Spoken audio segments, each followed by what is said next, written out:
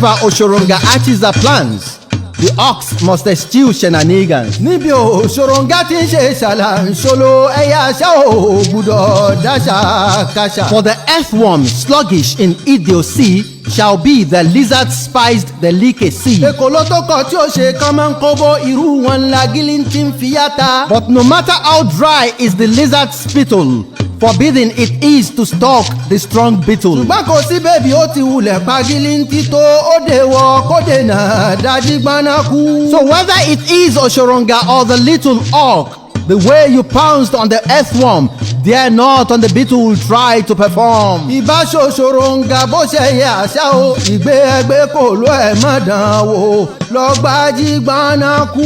Long before the 16th century to the reign of ALAAFIN of Oyo, enamored, the empire has triumphed.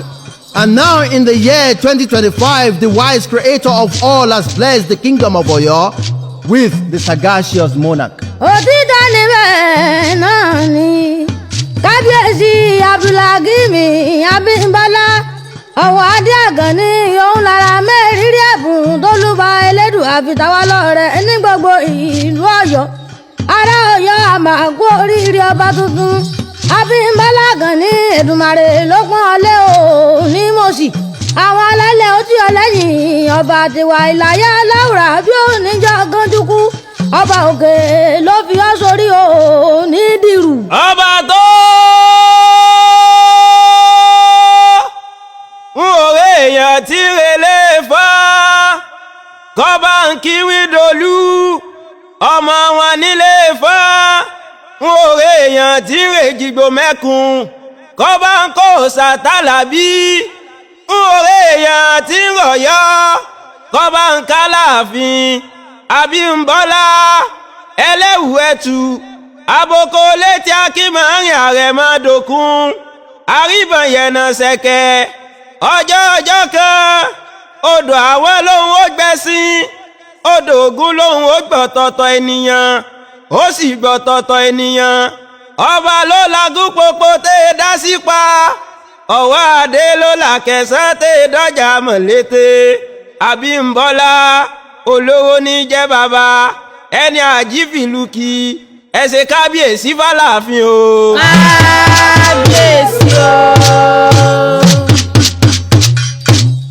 Ayé bá wa yọ̀ alọ́ba o, aráyé bá wa yọ̀ alọ́ba o, ẹ bá wa dúpẹ́ o, àóyè Abimbola Àkànní gorí oyè, ayé bá wa yọ̀ alọ́ba o. Ayé bá wa yọ̀ alọ́ba o. Ayé bá wa yọ̀ alọ́ba o. Ẹ bá wa dúpẹ́ o, àóyè. Abimbola Àkànní gorí oyè. Ayé bá wa yọ̀ alọ́ba o. Ẹ̀yin gbèsè ẹ̀kọ́ àlejò afẹ́fẹ́ o. Gbogbo ìlú Ọ̀yọ́ ẹ̀kọ́ àlejò ọba tuntun. Gbogbo ilẹ̀ Yorùbá ẹ̀kọ́ àmójúbà ọba tuntun. Wọ́n ní oríṣi ọjọba nínú agolo dání sí ìgbé wa o. Oríṣi ọjọba èégbélé. Ilé ẹ̀mọ́ Abimbola Àkànní lára kiri ẹ̀ lókè òkun kó tó darí wálé wá jọba. Abimbola ọba tó bọ́ lẹ́bi òpórí ọba. Abimbola Àkànní mọ́ ọba dúpẹ́ lọ́wọ́ ẹlẹ́dà rẹ̀ kó dẹ́kọ̀ bàbá rẹ̀. Abimbola ọba Owoade Àkànní abọ́kọ̀ lẹ́sí akímọ̀rin àrẹ̀mọ́dòkun ọ̀dúndún ọba tí sọ òdèdè rọ̀. Àkànní ọmọ gùn lóye àìtọ́ládì là ń dá aṣọlá. Bàbá yìí lọ́dẹ ẹrú lálẹ́ ẹrú wá ṣe bí ọba Àkànní ilẹ̀ Aláàfin Ọ̀yọ́.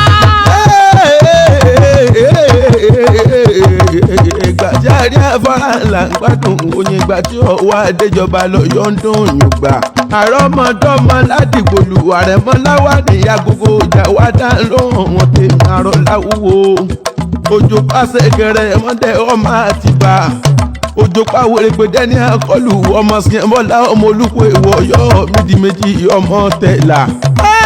Títọ́ ni bẹ́ẹ̀ náà ni.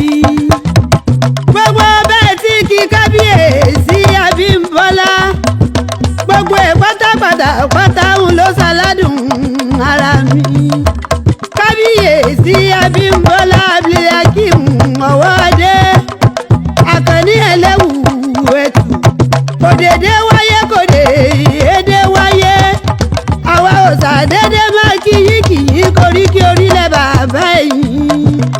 Ọba ọ̀jọ̀gbọ́n Adékúnlé Adéògún okùn oyè èdèjì kejì Ẹ̀bùrú tìlú Ìbà.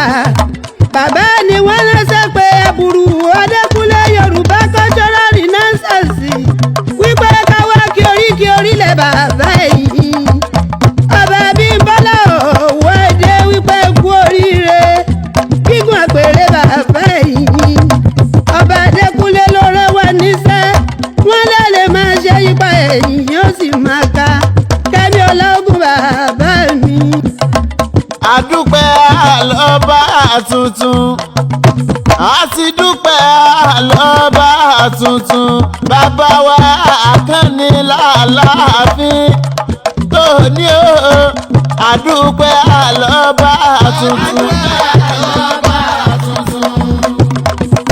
Àdúpẹ́ àlọ́ba tuntun Àkànní l'Aláàfin Ọ̀yọ́ àdúpẹ́ àlọ́ba tuntun. Ìdọ̀bálẹ̀ lọ́yọ̀ ọba wa ẹ̀yà Ajákúnlẹ̀ fọ́ba tuntun Àkànní àpẹ́lóyè máa bò yéé jẹ́ o ẹ̀já kúnlẹ̀ fọ́ba tuntun. Ìdọ̀bálẹ̀ lọ́yọ̀ ọba wa ẹ̀yà kúnlẹ̀ fọ́ba tuntun àpẹ́lóyè máa bò yéé jẹ́ o ẹ̀já kúnlẹ̀ fọ́ba tuntun.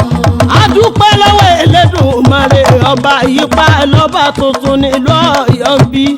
Ọmọ Àtìbà lé wọn sí ilé wọn sọ́hún. Ọmọ Pátápí tí òkè Akẹ̀sán bàbá Gbádégẹṣin. Ọmọ Àjẹ̀nàkú gíwá Sàmọ́ Ṣàngúdù. Ọmọ Àṣẹ́pẹ̀rí níyàn ọmọ òjò fèrè jókòó. Ládé ní níyàn ọmọ lọ́jọ́ bẹ̀ kú jó nìyí. Ará ilé ayé fẹ́ tọ́ba. Àkànní ẹlẹ́wù ẹ̀tù ọba tó tóbi àròyé àrẹ̀dọ̀ àtọ́ba tẹ̀lẹ̀ kó tó wá ìjọba. Àkànní kórìbọ̀ táyé bàbá rẹ̀ ṣe ó dúró gbangba lójú àbátọ̀ ọmọ Abíọ́dún. Onílé àrán kórìbọ̀ táyé bàbá rẹ̀ ṣe torí orí ló gboyà tó donílẹ̀ nílé ra o. Orí náà ló gbé Ṣàngó tó donílẹ̀ ní Kòso. Orí ló gbà Àkànní tó fi jọba láyà àwọn bàbá tó bí lọ́mọ gangan. Àgbékámọ̀ súnmọ́ba níwọ̀n ẹgbẹ̀je mo jìnnà sọ́ba níwọ̀n ẹgbẹ̀fà. Kọ́ba mọ́ba pàmí àrọ́bà fílọ́ba pa ọba mọ́pàmí ọba kì í paràn mi. Kábíyèsí ọba tó tọba lèmi ó ṣe ọba Abímbọ́lá ọmọ Ìyàndá ooo. Ìyàndá ọmọ akúkan ọ̀run ló mú bàbá láwúwo. Sákásáká lójú yàn dáadáa ọmọ jagunjagun lágùrè àṣèrè yàn ní sọ pé yàn dákú Ìyàndá òkú ọ̀rọ̀ ìyọ́rẹ̀ èsì mẹ́nẹ́ ló mú àbòkò lábójú pa oko ní oko láwọn Ìyàndá àbòdò láàrin oko. Kábíyèsí ẹgbò bí olúgbógbó ti gbò ẹgbò bí àwọn àgbà kan ètò fọmọ owó Sunday sọrùn ọmọ owó jẹjẹjẹ odò kẹnẹ. Abímbọ́lá Àkànní ó ní tètè kú mo ti rójú ọ̀la lójú rẹ̀ ó ti dára kò ní dìbànújẹ́ mọ́ lọ́wọ́. Ọba